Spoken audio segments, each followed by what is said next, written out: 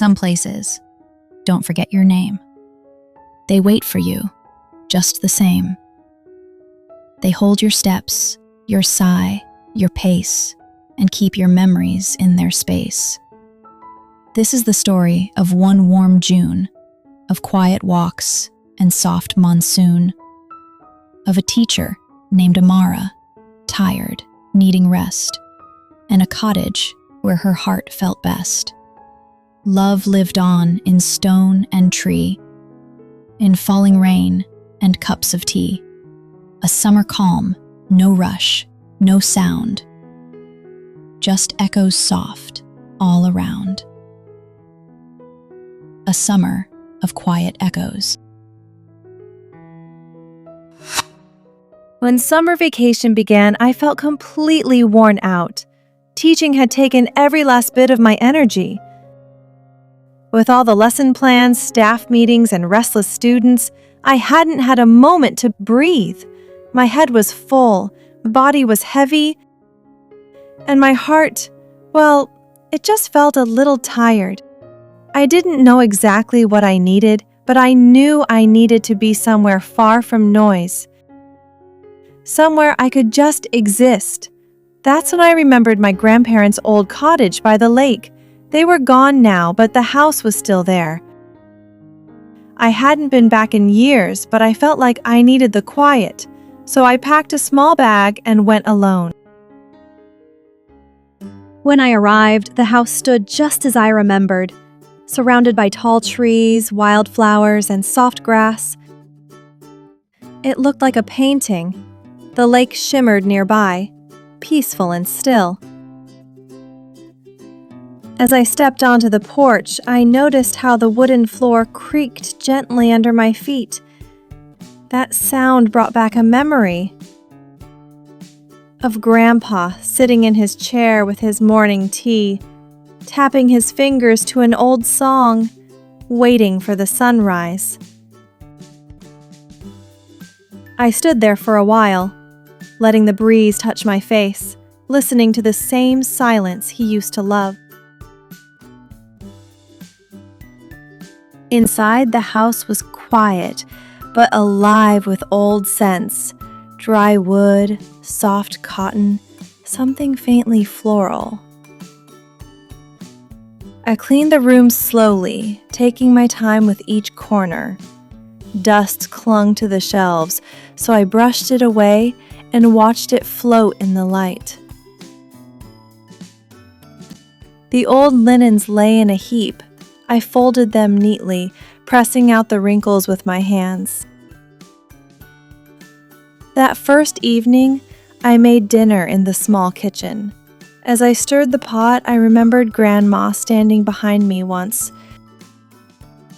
placing her hand on mine, saying, "The food always tastes better when you're calm." The next few days passed like clouds, gentle and slow. I took long walks through the trees behind the house. Sunlight spilled through the leaves, painting patterns on the path. Sometimes I'd stop near the lake and just sit, feeling the breeze brush past me. One morning I sat under a maple tree with a sketchbook I had brought along. I began drawing the shape of the hills, the shadows on the water. It reminded me of how Grandma used to press flowers between pages of her books and sketch their outlines later with colored pencils. She said nature was the best teacher, and I think she was right. One afternoon, while walking through the backyard, I stepped onto a line of flat stones near the garden. Without thinking, I jumped from one to the next, pretending the ground was lava. Grandpa and I used to play the floor is lava when I was a child. I jumped on stones, and he was always ready to catch me if I fell. That memory returned like a warm breeze, wrapping around me.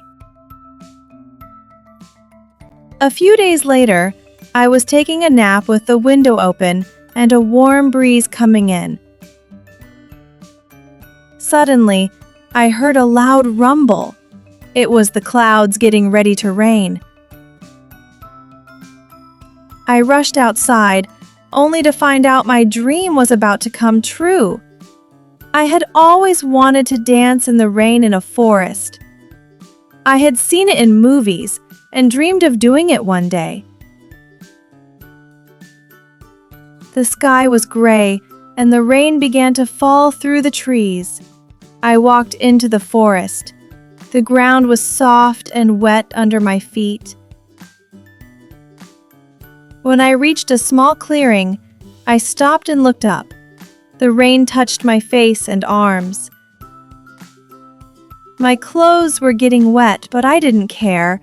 I lifted my arms and started to dance. I turned slowly, stepped in puddles, and laughed to myself. My hair stuck to my cheeks, and water ran down my neck, but I was happy. I was finally living a moment I had only imagined before. The next week, my cousin came to visit. She only stayed for a day, but we made the most of it. We picked apples from the backyard tree, argued about who climbed faster, and laughed like we hadn't in years. That night, we sat on the steps with tea in hand, watching fireflies dance in the darkness. When she left the next morning, I waved goodbye with a smile, but a soft loneliness settled over me again, warm, not heavy. Later that week, I went up to the attic to find an old blanket. While searching, I came across a dusty wooden box filled with postcards. They were all written by Grandpa to Grandma during his travels. One read, "I saw a lake today that reminded me of your eyes, calm, kind, and full of secrets." I held the card close to my chest and closed my eyes, feeling the weight of their love in that small piece of paper. In the evenings, I'd water the garden. Roses, marigolds, even a few wild jasmine plants, each one blooming quietly without any need for applause. I remembered how Grandma used to talk to her plants, saying they listened better than people. I found myself whispering to the petals too, just in case they were listening. At night, I lay on a blanket in the backyard, looking up at the sky. Without the lights of the city, the stars looked closer, brighter. I traced constellations with my finger, letting my thoughts drift. I felt something soft inside me melt. I think it was the tension I had been holding for too long finally leaving me. On my last day, I returned to the lake early in the morning. Mist floated above the water, and the trees were still. I remembered the day Grandpa carved our initials into a smooth rock with his penknife. His hand steady, his smile calm. Somehow, seeing that carving again made me realize I hadn't lost him. I'd just been carrying him differently all this time. Now, when I think back to that summer, I realize it didn't just give me rest, it gave me stillness. And in that stillness, I heard echoes of love, of laughter, of days that shaped me. I had gone there to be alone, but I never really was. Every corner of that place carried a piece of who I used to be and reminded me gently of who I still am.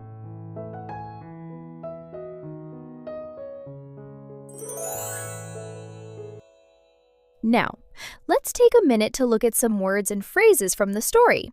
Each one will be explained in a simple way, so you can understand it easily and use it in real life.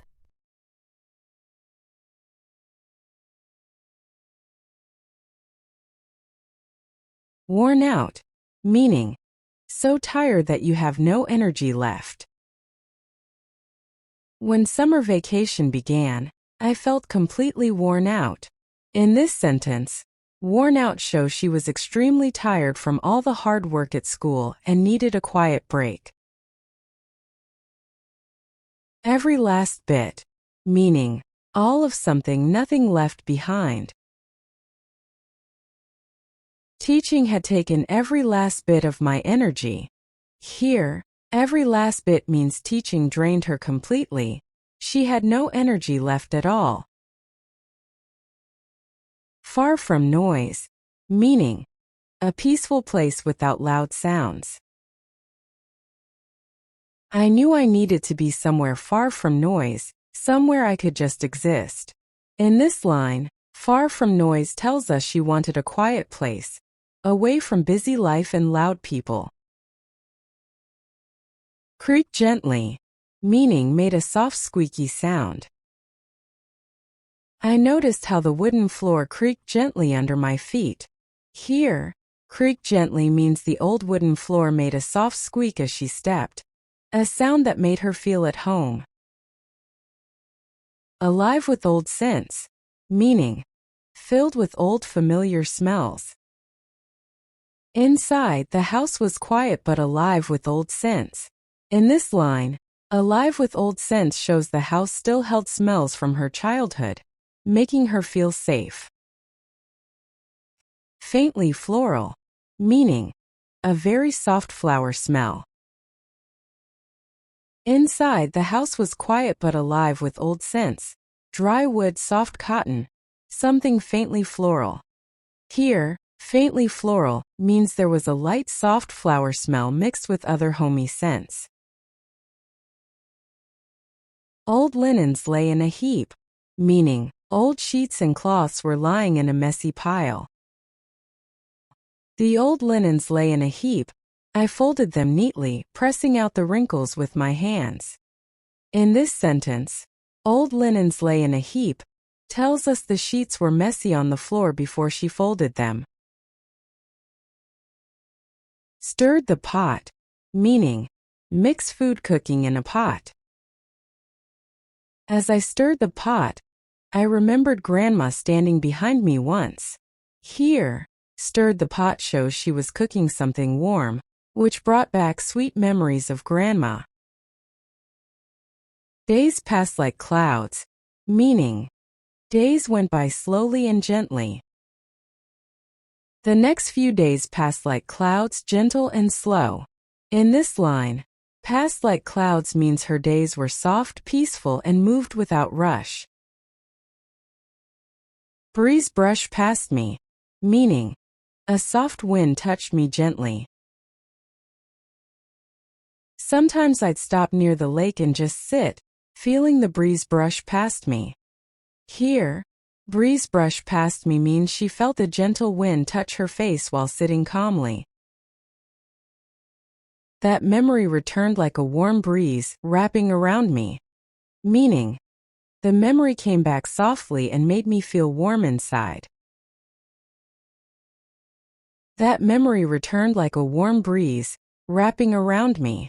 In this line, returned like a warm breeze means the memory came softly and made her feel loved and cozy. A loud rumble, meaning a deep, strong sound of thunder or clouds moving. Suddenly, I heard a loud rumble. It was the clouds getting ready to rain. Here, a loud rumble means thunder growled in the sky, telling her rain was coming. Made the most of it, meaning enjoyed every minute of something.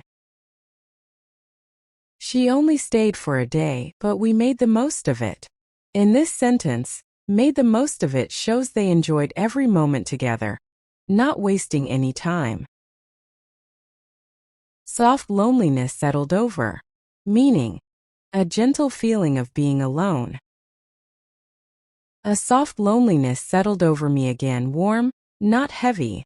Here, soft loneliness settled over means she felt alone, but in a gentle, sweet way, not in sadness. Weight of their love, meaning a strong feeling of old love.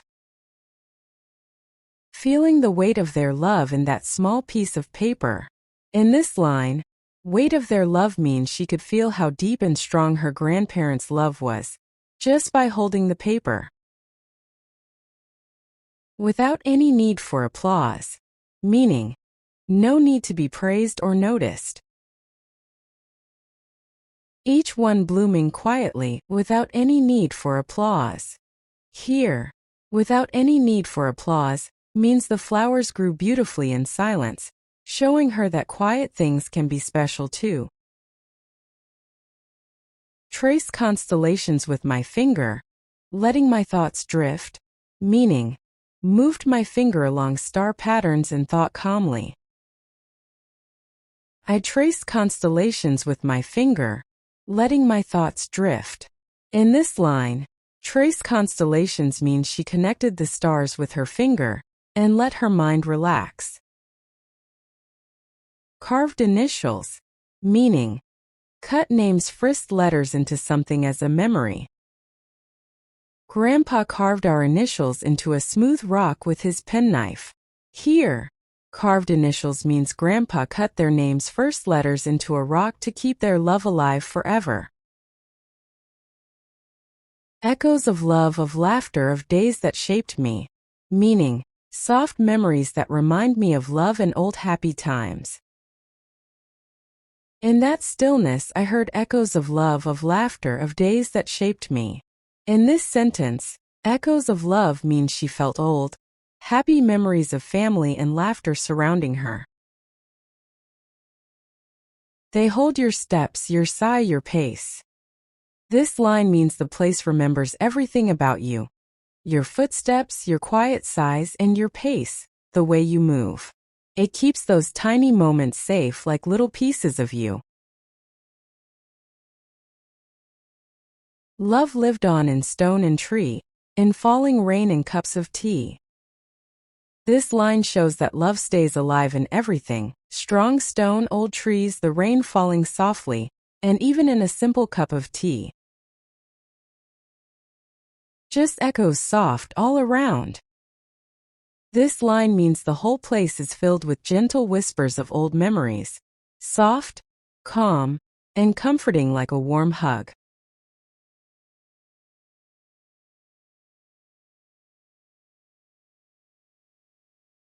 Shimmered, meaning shined softly in the light, like something glowing gently.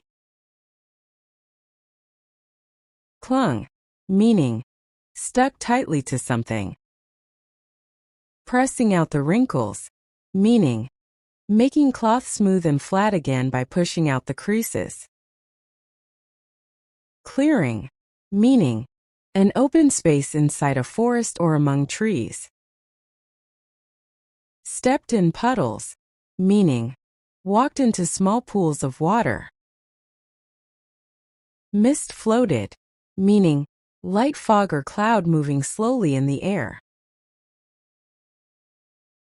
Attic, meaning the top room or space just under the roof of a house, usually for storage. Constellations, meaning groups of stars that form a pattern in the night sky. You made it all the way. Well done! Every time you finish a story like this, your English gets stronger and your confidence grows. So don't stop here. Tap on the next video on your screen and keep learning on English Ears.